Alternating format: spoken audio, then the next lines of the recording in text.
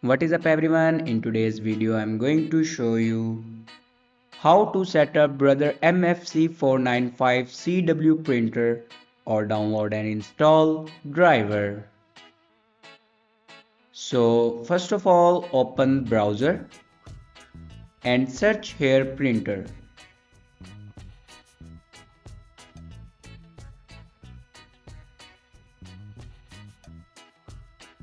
Now click on official website.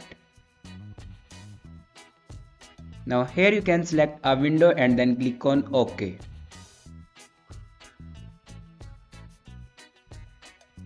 Now click on printer driver.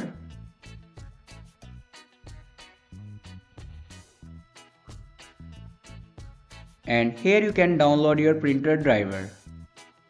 After download your printer driver, then open your downloaded files and here you can install your printer driver.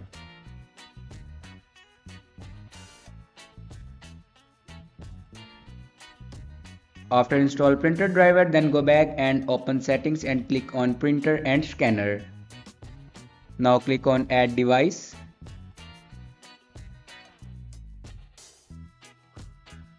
And then click on add manually. Now follow these steps for add a printer.